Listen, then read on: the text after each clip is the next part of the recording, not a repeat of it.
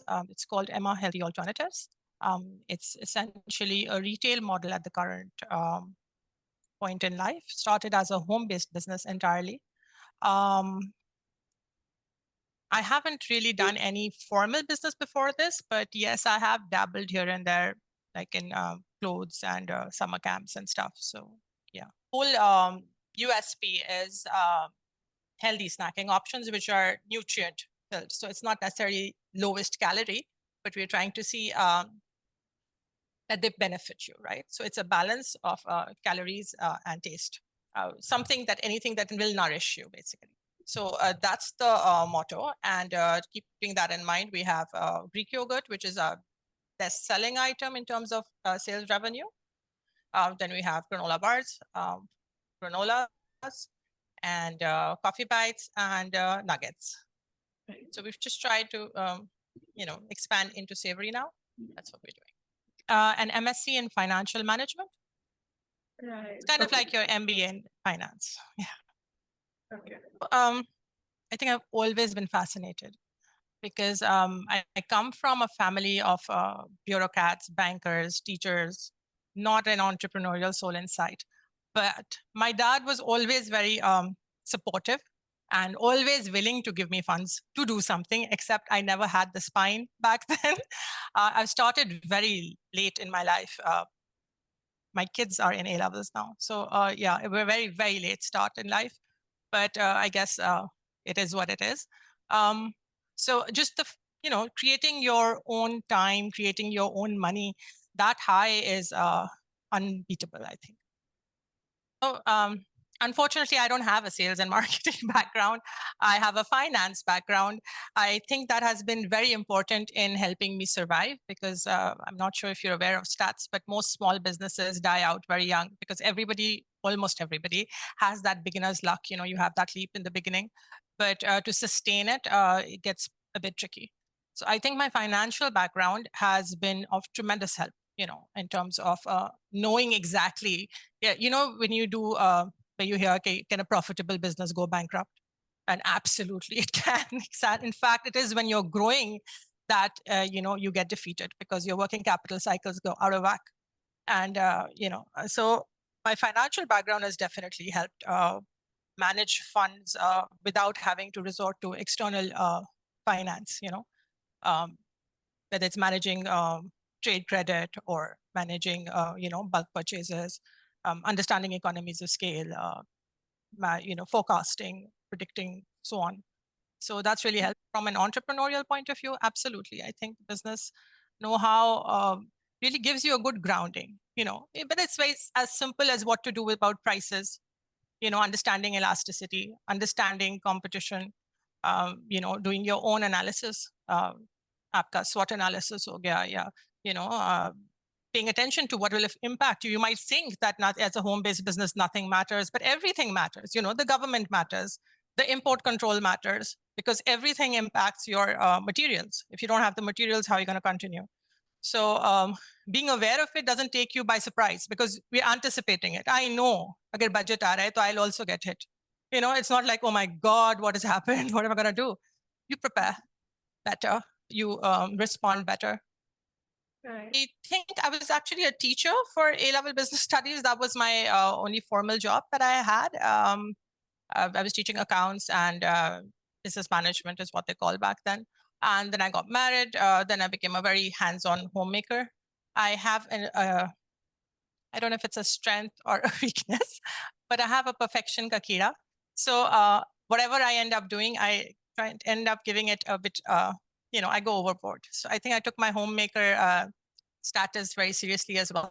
Now that my kids are, kind of independent. So obviously I needed to keep myself busy. And this was something that just happened organically and just has taken off very well. So I was having a lot of health issues and nutrition piqued my interest and I'd done a lot of reading. And at home also, I'd, done away with all processed items. I could see a difference in my kids as well. My son has asthma, pretty much cleared up, skin issues cleared up, my thyroid issues cleared up. So I knew that this was something which was of interest. At 40, I joined the gym for the first time. And I didn't see much result, unfortunately, even though I was, working very hard. So my trainer suggested, meal planning, and I was doing that. But again, not nothing very very substantial, because I think what was going wrong was meals are easy to plan. It's the snacking that gets you. So I felt that was a gap which I could enter into, because a lot of people were doing meal plans, Right. but snacking options I felt were missing. Right. So that was basically where I identified entry. Back then, there was like, this is about 5 years ago. It wasn't much competition, to be quite honest. So I just started off with that. I worked on a very safe, conservative method, basically pre-orders. That was my hack for this. So, if you're working on pre-order, in the beginning, I literally was just doing my costing. Again, finance helps, you know. So it was properly catered to. Everything was included. And since I was working on pre-order, there was, almost be easy to manage. And then with retail, obviously the volumes are tremendous. So it's a risk, because at any point in time, you can have competition and your volumes can fluctuate. A bit can fluctuate for the better or worse, that's luck, but they do. And you have to just go with the flow, ups and downs happen. But by and large, progress and growth in entrepreneurship is never linear. So there's always something or the other happening. But Allah ka shukar, overall trend, I think, is totally worthwhile, Right. especially in Pakistan. Okay. I had my own funds. It wasn't a very big thing to start off with, since I was doing it from home, right? And it wasn't really production in the sense, like it's not a factory or anything that I'm setting up. So it was from my home. And it was essentially using equipment that I had, just basic investments, so like machines. It's not started out, I've played it very, very, it's all been retained earnings. And, wherever I have extra money, I've always invested it back. So that's how we worked. Okay, so strength, I think customers, word of mouth. When I started in the beginning, I worked with this, what would you call it? Something that provides like meal services, but like local weight loss wale companies, right? I don't want to name them, but I developed some recipes from that for them. So that was a good boost for my portfolio and my confidence as well. And also I got an insider view of how actual businesses are functioning. And I think I got a very good lesson there. He said, don't worry that much about the marketing aspect here, because those days, how influencers and all are a big thing. But for actual sustained results, his logic was that he's been around for like 15 years in business. So he said there's nothing that beats word of mouth. So if your product is good, people will talk about it, people will come back. So I think that I just grabbed onto that because it just worked with my weakness, which was obviously I didn't have a whole lot of finance or a whole lot of support, generally speaking. So being a product-oriented business worked for me. So, as long as I was maintaining quality and giving, great customer service, focusing on quality, out. This particular business, no. But my previous businesses have been with partners. It's just becomes difficult if you're like home-based and if you have family. I felt there was a very big disparity in the kind of amount of work that one got to do. So I think I preferred being my own boss a bit too much. So for now, yeah, I make the decision. So I prefer my solo ownership.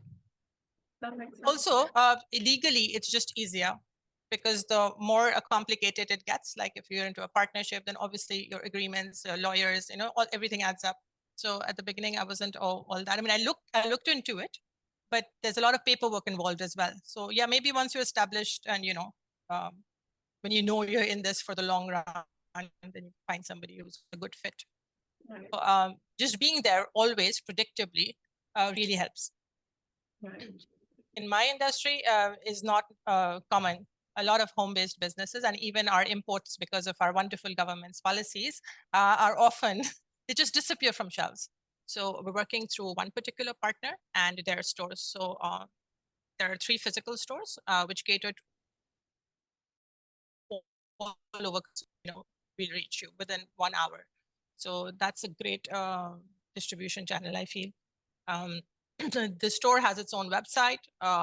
Store is on Food Panda as well. So we're in food. So obviously raw material in terms of essentially it's local, nuts wise, but a lot of things are not available here.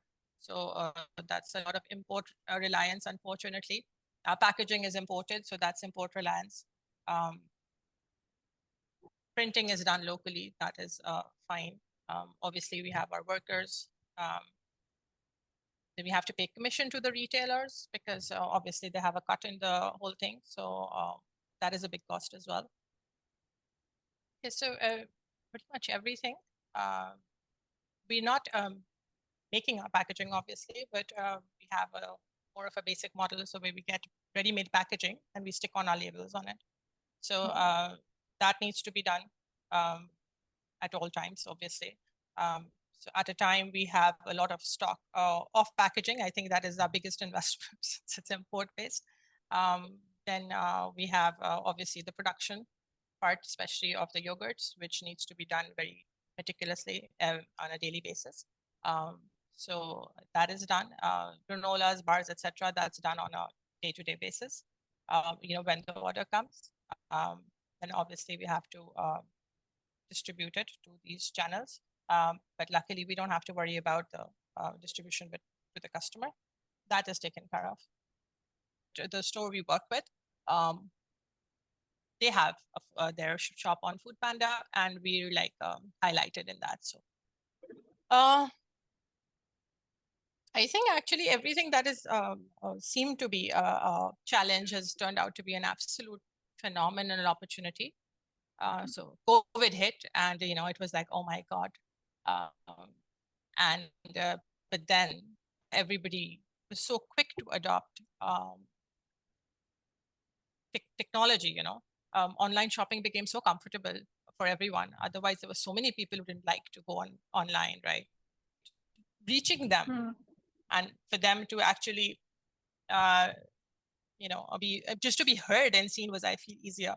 And since the kind of industry that I am in, it would kind of go hand in hand with, gym, fitness, so on. Now, you know what happened in COVID? Everybody was just sitting and snacking and getting big, right? So health, weight loss, nutrition, all these things were very, very, like they were just totally up our alley. You could just totally work on it because you need to increase your immunity to stay safe from COVID. You need to lose weight, so you should at least be eating things which are good for you instead of empty calories. Food that will make you feel fuller longer. So, there's so many things that one could just capitalize on, because my model is volume based. I've incorporated the economies of scale wala way to profit. So I need the volumes. And since with COVID, there have been always these import restrictions which suddenly come in. We have a very good, even the base level is quite profitable.